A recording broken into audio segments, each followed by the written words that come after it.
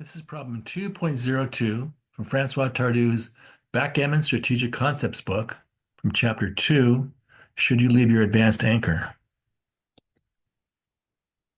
We say we've established an advanced anchor when we've taken the two checkers that started on the 24 point at the beginning of the game and moved them up or advanced them to points such as the 22 point or the 20 point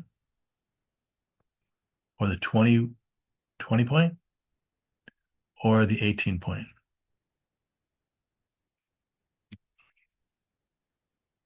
Securing an early advanced anchor is an asset which benefits our game in numerous ways. It enables us to play boldly because it makes it easier for us to escape our back checkers, and it makes it easier for us to re-enter if we get hit. An advanced anchor reduces our opponent's choice of game plans because it limits our opponent's chances of blocking us in with a priming game, and it also limits our opponent's chances of blitzing us by playing a blitzing game. An advanced anchor forces our opponent to play more cautiously because it gives us control over our opponent's outfield board and makes it easier for us to hit opponents' blots in their outfield.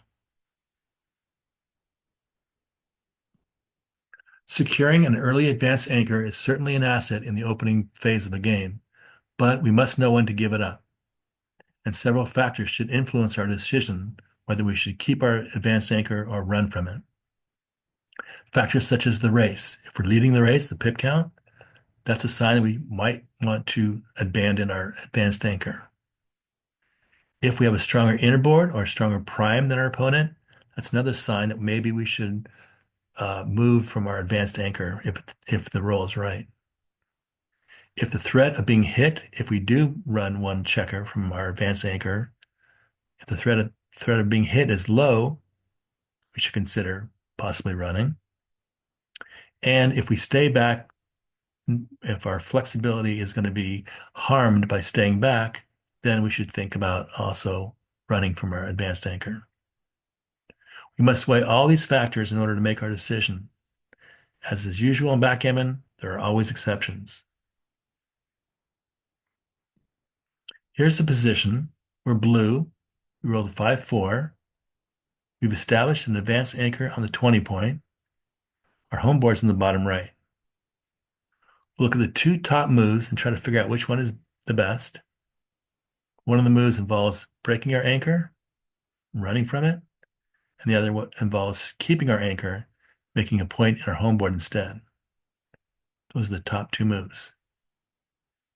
I'll give you my quick observations on each move, some of Tardieu's key points, along with his expert analysis with feedback from XG, Tardieu's summary, and at the end of the video, I'll modify the position, which raises a few questions. The first possible roll is moving 20 to 11, like this. This runs when we're ahead in the race, runs when we have a stronger inner board. White has only 3 points, allowing a direct hit on our blot back here if we do run. This does leave a vulnerable blot in White's inner board, 20. It breaks our advanced anchor, and White has 10 checkers in the zone, and they're massed in front of our blot that used to be our anchor.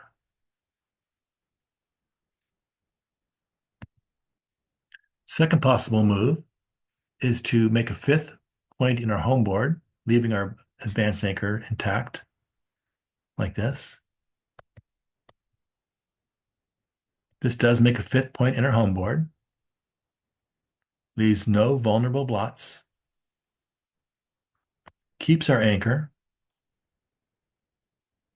passes up a chance to escape one of our back checkers, and leaves us with an inflexible board. All our points are stripped, and we have one blot.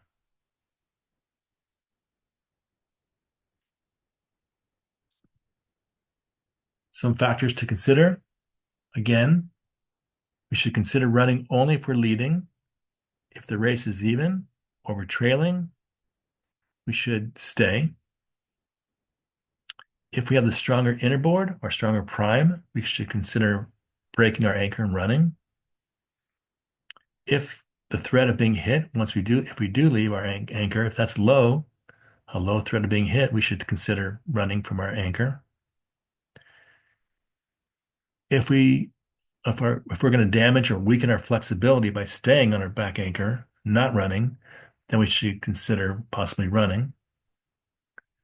And if our opponent has many stripped points, we should consider staying, because if we run and give them a shot, we're giving them a free gift. So maybe just stay back on the advanced anchor, don't break it, and wait for our opponent to break one of their points. Give us a shot. Here are the two final positions. Think about those four factors.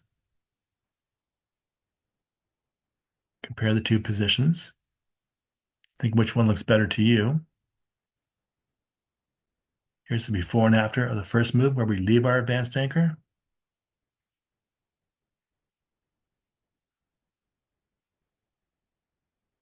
And here's the before and after of the play where we keep our back anchor and we make a point in our home board instead.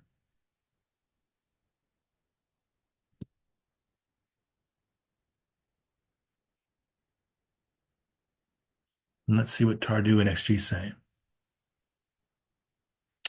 Tardieu says, by moving 6-1-5-1 and making the ace point, we're going to improve our inner board, but to what end? White is flexible enough to avoid leaving any shots. By staying on the 20 point, we let white improve their board or their prime, and later we may be forced off our anchor under worse conditions. It may improve their board.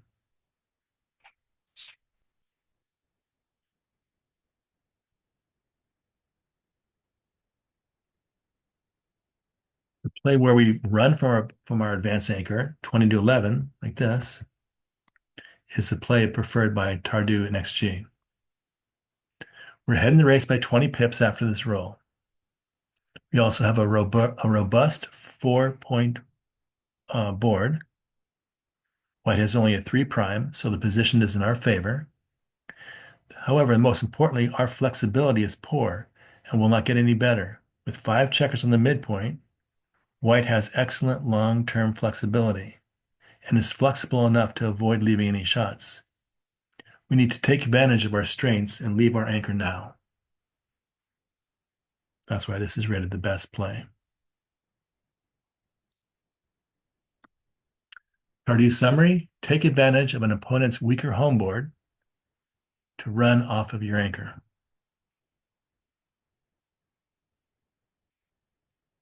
I modify the position.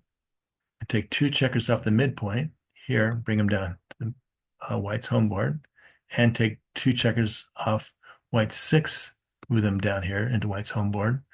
Now we're giving white a stronger home board. Looks like this.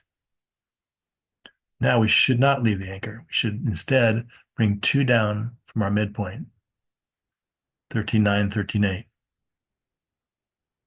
looking like this. When we modify the position to give white a stronger board, we must keep our advanced anchor and instead bring 2 down from the midpoint. I believe this is because we can no longer count on an easy entry should we get hit. We move from our advanced anchor and get hit. It's not going to be easy to come back in. And leaving a blot on the 20 point opens us up to being closed out completely. I think I'm interpreting this correctly, but I might be missing something. Let me know if you agree or not, or if you have a question or comment. All feedback is welcome.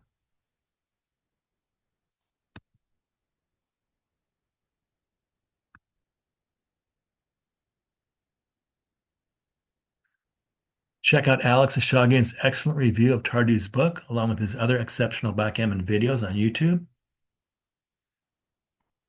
And also, Sunny Florida Backgammon Club's YouTube channel is one I find very helpful. They have an enlightening series of backgammon lessons which cover Tardieu's whole book. You should check that out. As well as Jason Lee's YouTube channel. He's got some backgammon lessons from a top teacher and player, Jason Lee, and I especially like his Mid-Atlantic Backgammon Club study sessions. I find them very helpful.